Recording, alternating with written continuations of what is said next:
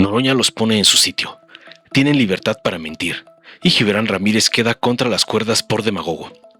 El debate sobre la libertad de expresión subió de tono cuando el narcodiputado del PAN Naranja, Gibran Ramírez, cuestionó petulante y demagogo que la discusión se centrara en los medios nacionales y denunció supuestas amenazas y disque persecución contra pseudoperiodistas y deliró con zonas de silencio en estados como Oaxaca, Michoacán y Sinaloa. También injurió al gobierno de Oaxaca, victimizándose por disque intentar desacreditarlo por su origen oaxaco y vivir en Iztapalapa. Pero el senador Gerardo Fernández Noroña le respondió con todo al palero del PRIAN, rechazó las acusaciones de censura y afirmó que la narcooposición vive una etapa de enorme libertad para atacar y criticar al gobierno. Acusó al PRI, al PAN y MC de recurrir a mentiras e intrigas contra la Cuarta Transformación y remató asegurando que su desesperación los está llevando a cometer graves errores políticos y al basurero de la historia.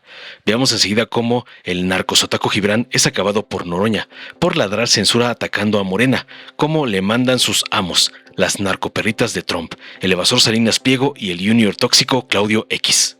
Gracias, presidenta.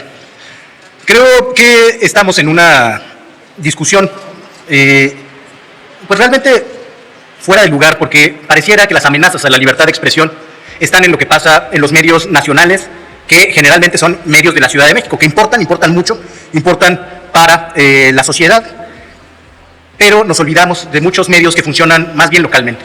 Hace rato me refería yo al asunto de Oaxaca. En Oaxaca ni siquiera hay un sistema de medios de comunicación consolidado a nivel estatal del que se pueda dar cuenta, o de radio y televisión, que permita que se discutan los principales asuntos de la libertad de expresión. Hay el sistema de medios de comunicación que más funciona entre la sociedad, son páginas de Facebook, de WhatsApp, redes sociales.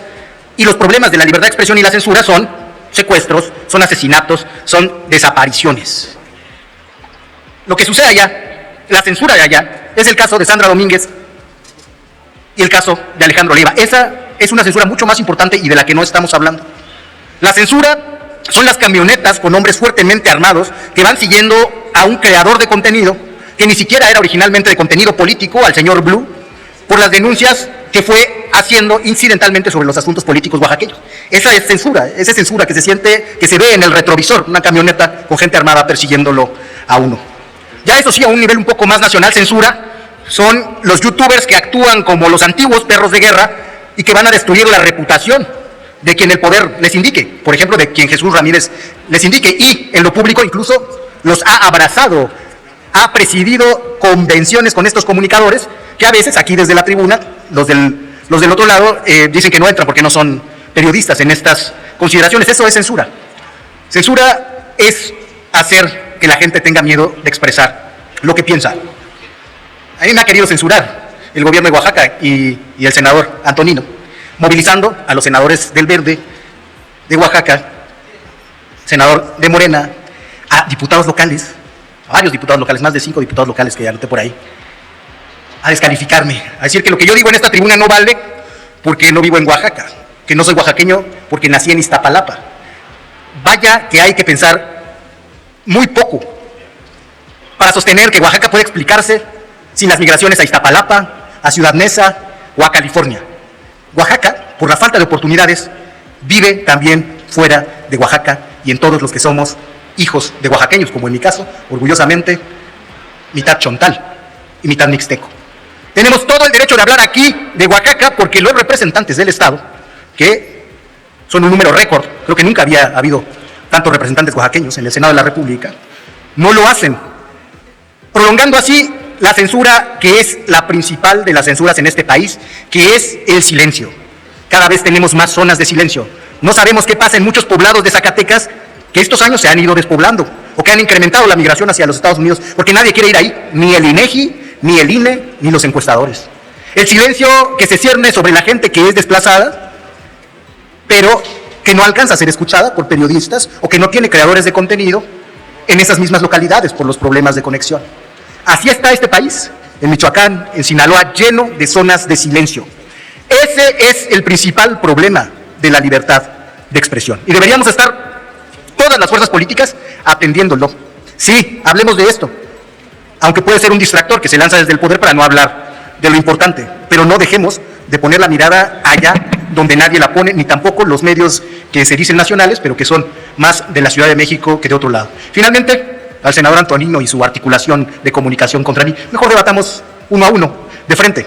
Las descalificaciones personales por ser de Iztapalapa me parecen infantiles. Yo tendría que utilizar otras que le hacen a él de criminal. Y me sorprende de la diputada de Oaxaca que le han aplicado la misma fuerza y las mismas embestidas, que parece que usted los defiende, porque no ha dicho nada acerca de ese gobierno acosador, autoritario, y que protege el régimen de muerte. Gracias por la tolerancia. Muchas gracias, senadora presidenta. Ya se había ido todos los de la oposición. Yo pensé que el horario del basurero de la historia era de 11 a 3, porque ya no estaba nadie. Ya vinieron algunos a hacer presencia porque sabían que íbamos a reclamar esto. ¿Por qué es tan importante este debate? El 2001, hace 25 años, Mario Villanueva Madrid, gobernador de Quintana Roo, llevaba 2 años prófugo de la justicia acusado de vínculos con el narco. Fue apresado y enviado al penal de alta seguridad de Almoloya, 6 años.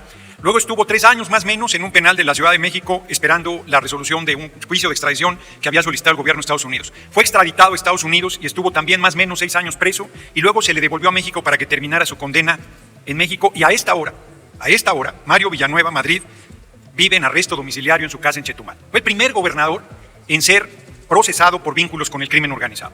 Nosotros a partir de ese momento le dijimos al PRI narcogobierno y narcopartido, nunca.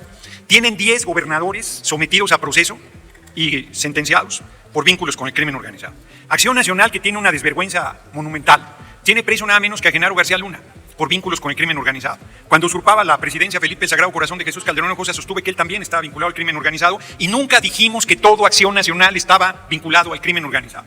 ¿Por qué la oposición no quiere que haya un código de ética, derechos de las audiencias, derecho de réplica, posibilidad de reclamar entre publicidad, información, opinión de los que tienen un micrófono en los medios de comunicación? Por la sencilla razón de que quieren continuar con su campaña de intriga, dolosa, mentirosa, falsa, ruin, en contra de nuestro gobierno y de nuestro movimiento, diciendo que estamos vinculados al crimen organizado, siguiendo las líneas que les dicta el gobierno de Estados Unidos, haciendo una tarea deleznable en contra de nuestro pueblo, en contra de nuestra patria, y apostando todo su exiguo capital político a que de esa manera pudieran regresar al gobierno.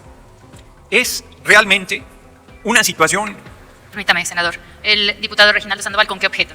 Para solicitar a través suyo si el orador nos permite que le realicemos una pregunta. ¿Acepta el orador la pregunta? Con mucho gusto, no me lo esperaba. Claro. Adelante, diputado, 1 minuto para formularla y posteriormente el orador 2 minutos para responder. Muchas gracias. Senador, entendemos que estamos en la ruta de 2 visiones de nación, 2 visiones de patria, en prácticamente todo, no hay duda de eso. Pero, ¿por qué tú consideras que la oposición no logra hilar una propuesta que nos mantenga, digo, más avispados? Porque no veo por dónde cuaje algo. ¿Tú a qué crees que se debe? Porque no hay tema que puedan atinarle. Sí, muchas gracias por la pregunta. Iba a poner como moción de ilustración. Ricardo Anaya, coordinador de los senadores del PAN, no viene nunca a las sesiones, pero va al chacalómetro que le dice. Y ahí declara, y todo lo que declara lo sacan como si hubiera estado en parte del debate. Hoy dijo que queremos intimidar a los medios y callar a la oposición. ¿Quién quiere callar a la oposición? ¿Quién quiere intimidar a los medios? Nadie. Viven la mayor libertad que hayan tenido. ¿Por qué? Es buena pregunta. ¿Por qué en cada tema mienten? ¿Por qué intrigan? ¿Por qué tergiversan? ¿Por qué sirven a los intereses del capital extranjero, de gobiernos extranjeros? ¿Por qué? Es una pregunta que debe responder el PRI y el PAN en Movimiento Ciudadano. Porque es un error. Porque ellos no están siendo oposición. Están siendo traidores a la patria y traidores al pueblo.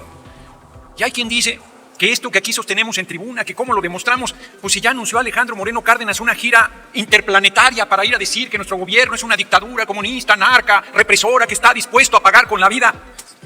Si trae 6 guaruras con armas largas y camionetas suburban blindadas, ¿quién de nuestro movimiento se mueve así? A menos que tenga amenazas del crimen organizado y que tenga un dispositivo de seguridad que le haya asignado el Estado mexicano. Nadie. O sea, yo creo que la oposición está desesperada y quien se desespera hace tonterías. Es el mejor diagnóstico que puedo hacer de ellos. Que están siendo tontos útiles a los intereses más deleznables y que están representando lo que el pueblo no quiere más. Bueno, que se quejen de censura del INE. El INE no se toca, decían antes de la elección del 2024. Y los de la Marcha Rosada de la Colina ahora tienen preso a Rufo Apple por hacerle daño por miles de millones de pesos importando combustible sin pagar los impuestos correspondientes. Todavía no tienen votos y ya tienen un preso y dicen que es preso político. Es que el nivel de caradura de la oposición es impresionante. Es el mundo al revés. Pareciera que en tribunas están hablando a ellos mismos, de lo que son, de lo que representan, de lo que el pueblo no quiere más. Y no se dan cuenta. Yo más bien, tu pregunta que mucho agradezco, se la haría al PRI, al PAN y al PRD. Porque son así.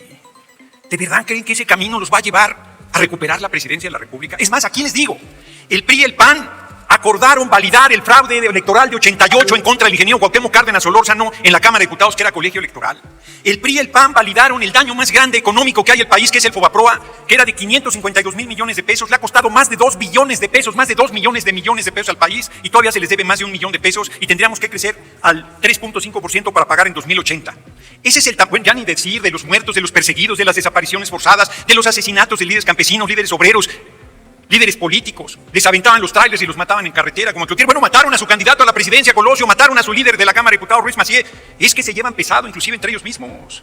Su partido surgió del asesinato de su líder, Álvaro Obregón. Y hoy vienen a la tribuna a querernos hablar de política. Bueno, trajeron a Zedillo a darnos cursos de cómo hacer las cosas, cuando Zedillo el 5 de diciembre apenas tenía 4 días en la presidencia y desapareció la Corte en un mes.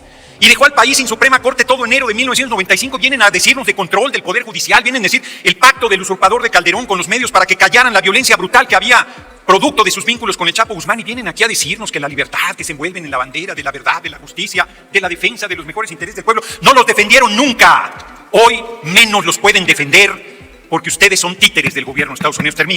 Termino, senadora presidenta, me pasé un poco, pero es que no había venido y ya les faltaba su medicina a estos jóvenes. Es terrible, terrible su comportamiento. Pero una cosa les digo y con eso cierro. Están en las páginas más negras de la historia reciente del país. Sus nombres, si llegan a aparecer, estarán del lado de las peores causas, y nuestros nombres estarán siempre en las mejores causas del pueblo de México. Larga vida a la Cuarta Transformación, larga vida a la compañera presidenta Claudia Sheinbaum Pardo, larga vida a la libertad de expresión y larga vida a una república independiente y soberana que solo será posible con los gobiernos de la Cuarta Transformación. Muchas gracias por su atención, compañeros y compañeras. Dale en me gusta, suscríbete, activa la campanita y compártelo para que más gente lo vea.